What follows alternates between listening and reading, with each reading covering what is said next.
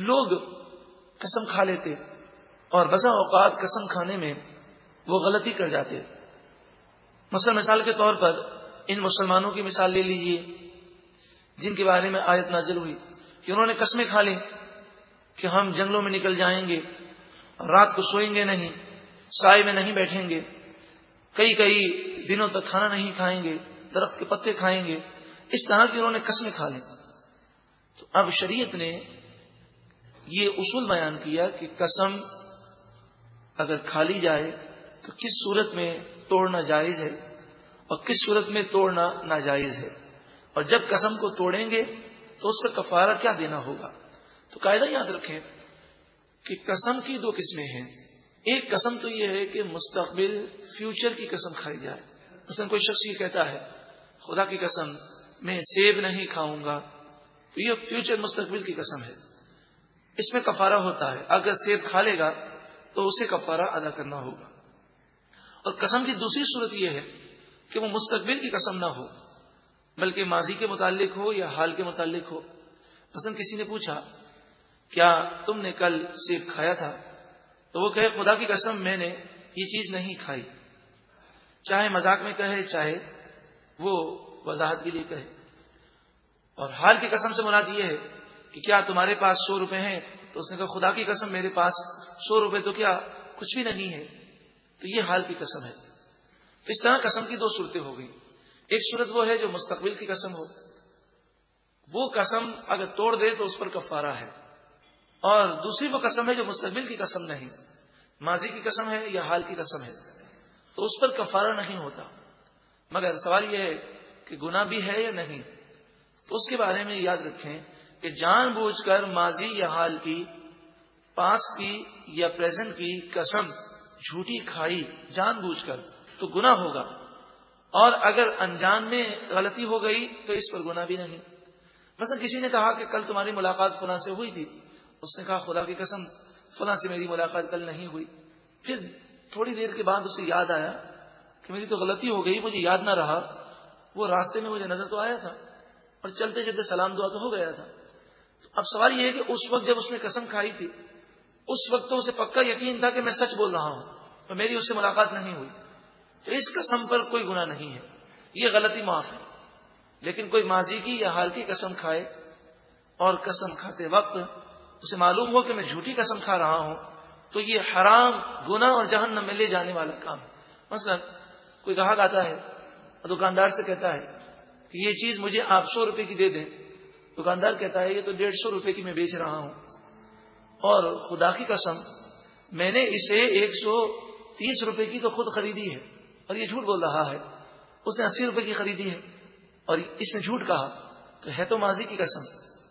وہ کہہ رہا ہے خدا کی قسم میں نے اس کو 130 روپے میں خریدا ہے، تو یہ جھوٹی قسم ہے جو جان بوجھ کے جھوٹ بول رہا ہے. اور حدیث پاک میں فرمایا گیا کہ کاروباری معاملات میں کوئی سچی قسم کھائے تو وہ بھی برکت کو ختم کر دیتی ہے. تو جھوٹی قسم کا کیا عالم ہوگا. تو قسم اللہ کے نام کو ذکر کرنا ہے، تو اللہ کے نام کا ذکر کر کے ہم ان کاروباری معاملات میں بار بار قسم جو کھاتے ہیں انہیں اس سے عبرت حاصل کرنی چاہیے کہ سچی قسم بھی جو بار بار کھائے اس سے بھی کاروبار میں برکت اٹھ جاتی ہے. تو جو جھوٹی قسمیں کھائے گا اور پھر وہ کہے کہ تندرستی نہیں جاتی، بیماریاں نہیں جاتی، تو اسے سوچنا چاہیے. قسم کے مسائل بیان ہوئے، ارشاد فرمایا لا یؤاخذکم اللہ باللغو فی ایمانکم، اللہ تعالیٰ تمہاری لغو قسموں کے بارے میں تمہاری گرفت نہیں فرمائے گا. لغو قسم کون سی ہیں؟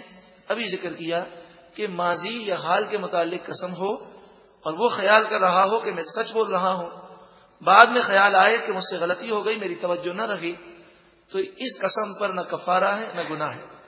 وَلَٰكِن يُؤَاخِذُكُم بِمَا عَقَّدتُّمُ الْأَيْمَانَ، ہاں اللہ تعالیٰ ان قسموں پر تمہاری گرفت فرمائے گا جو تم نے جان بوجھ کر کھائی ہیں. اب جان بوجھ کر کھانے والی قسموں کی دو صورتیں ہیں، یا تو اس نے ماضی یا حال کی قسم کھائی تو اس صورت میں کفارہ تو نہیں، مگر جھوٹی قسم کھانے کا، جان بوجھ کر جھوٹی قسم کھانے کا گناہ ہوگا، اور یہ بھی جہنم میں لے جانے والا کام ہے. اور دوسری صورت یہ ہے کہ اس نے مستقبل کی قسم کھائی اور پھر اس قسم کو پورا نہ کیا، توڑ دیا، تو اس پر کفارہ لازم ہوگا. مثلا اس نے کہا تھا کہ خدا کی قسم میں فلاں سے بات نہیں کروں گا اور اب فلاں سے بات کر لی تو کفارہ دینا ہوگا. لیکن شرعی مسئلہ یاد رکھیں کہ بعض صورتوں میں قسم کو توڑنا پڑتا ہے. مثلا کوئی یہ قسم کھا لے کہ میں فلاں نیکی نہیں کروں گا, فلاں اپنے رشتہ دار سے گفتگو نہیں کروں گا, یا وہ یہ قسم کھا لے کہ میں فلاں پر احسان نہیں کروں گا, تو ان قسموں کو توڑ دیا جائے, احسان کیا جائے, نیکی کی جائے, رشتہ دار سے بات چیت کی جائے, اس کے حقوق ادا کیے جائیں اور پھر قسم کا کفارہ دے دیا جائے. یہ درست نہیں کہ قسم کھا لی جائے اور کہا جائے ہم تو مجبور ہیں, ہم نے تو قسم کھا لی. تو ایسے موقع پر قسم کا توڑنا ہوگا. اور اگر کسی نے قسم کھا لی فرائض کی, مثلا کہا نعوذ باللہ من ذالک, خدا کی قسم میں کبھی نماز نہیں پڑھوں گا, تو اس کا کفارہ بھی دینا ہوگا اور نماز پڑھنا بھی فرض ہے. نماز پڑھنی ہوگی اور قسم کا کفارہ دینا ہوگا اور توبہ بھی کرنی ہوگی کہ ایسی قسم کھانا حرام ہے. ارشاد فرمایا فَكَفَّارَتُهُ إِطْعَامُ عَشَرَةِ مَسَاكِينَ مِنْ أَوْسَطِ مَا تُطْعِمُونَ أَهْلِيكُمْ. قسم کا کفارہ یہ ہے کہ جو تم کھانا اپنے گھر والوں کو کھلاتے ہو, اوسطاً ایسا ہی کھانا 10 غریبوں کو کھلاؤ. 10 غریب سے مراد, مسکین سے مراد وہ غریب ہیں کہ جو زکوٰۃ لینے کے مستحق ہوں. انہیں صبح بھی کھلایا جائے اور شام کو بھی کھلایا جائے. 10 کی تعداد کا پورا کرنا ضروری ہے. جنہیں صبح کھلایا انہی کو شام کو کھلانا ضروری ہے. صبح 10 الگ تھے, شام کو 10 الگ تھے تو کفارہ ادا نہ ہوگا. 10 فقیروں کو, فقیر سے مراد یہ بھیک مانگنے والے نہیں, فقیر سے مراد یہاں پر وہ ہیں جو واقعی زکوٰۃ کے مستحق ہوں. انہیں صبح و شام قسم کے کفارے میں کھانا کھلانا ہوگا. اور اگر کوئی شخص کھانا نہ کھلا سکتا ہو تو علماء اور مفسرین نے ایک صورت یہ بھی بیان کی کہ وہ کھانے کی رقم 10 غریبوں کو دے دے. اب کھانے کی رقم کی کم از کم مقدار کیا ہے؟ تو فرمایا کہ 2 کلو اور چھٹانگ آٹا, 2 کلو اور 50 گرام آٹا جس قیمت کا آتا ہے اسی کا ہم صدقہ فطر ادا کرتے ہیں. وہ رقم 10 مسکینوں میں تقسیم کی جائے, یعنی فی زمانہ 40 روپے 10 مسکینوں کو دے دیے جائیں تو یہ 400 روپے اس طرح تقسیم ہوں گے اور قسم کا کفارہ ادا ہو جائے. تو یوں سمجھیے کہ قسم کے کفارے میں ہر غریب کو صدقہ فطر کی رقم دینی ہے اگر قسم کا کفارہ ادا کرنا ہے. اس میں بھی ضروری یہ ہے کہ 10 مسکینوں غریبوں کو دیا جائے. اگر ایک ہی دن ایک ہی آدمی کو 400 روپے دے دیے تو کفارہ ادا نہیں ہوگا. 10 غریبوں کو 40 روپے یا صدقہ فطر کی رقم جو بھی بنے وہ دینی ہوگی. یہاں پر یہ عرض کر دوں کہ کھانے میں تو صبح و شام دینا ضروری ہے, اور رقم دیں گے تو 40 روپے یا جو بھی صدقہ فطر کی رقم ہے وہ کافی ہے, ڈبل دینے کی حاجت نہیں ہے. اس سے زیادہ دینا چاہے تو اس کی مرضی ہے. او قسمتہم, اگر اس طرح قسم کا کفارہ ادا نہیں کر سکتا تو اس طرح بھی کر سکتا ہے کہ 10 زکوٰۃ کے مستحق لوگوں کو پہننے کے لیے کپڑا دے دے, ان کو جوڑی دے, یہ بھی قسم کا کفارہ ہے.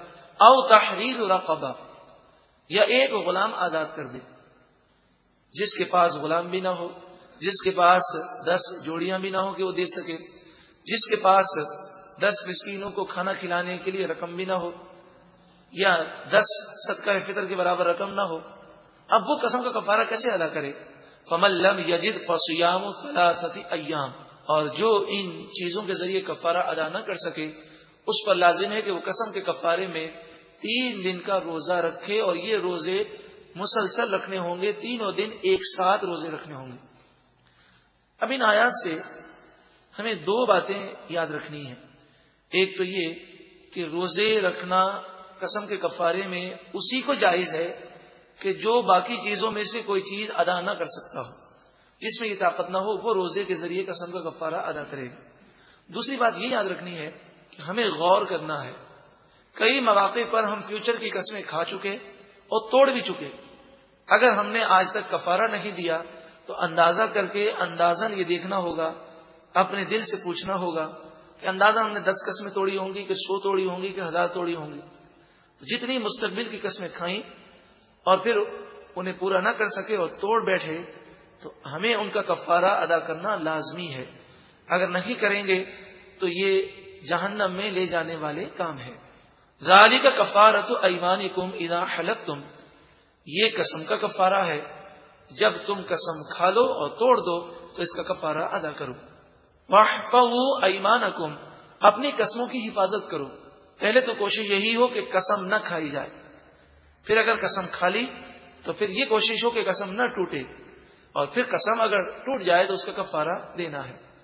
لیکن میں نے ابھی عرض کیا کہ بعض صورتوں میں قسم توڑنا لازمی ہوگا، جیسے اس کی مثال نماز کی دی کہ کہا خدا کی قسم کبھی میں نماز نہیں پڑھوں گا، نعوذ باللہ من ذالک، تو نماز پڑھنی ہوگی اور کفارہ دینا ہوگا، اور اللہ کی بارگاہ میں رو رو کر معافی مانگنی ہوگی کہ اس نے ایک بالکل ہی غلط بات کی قسم کھائی۔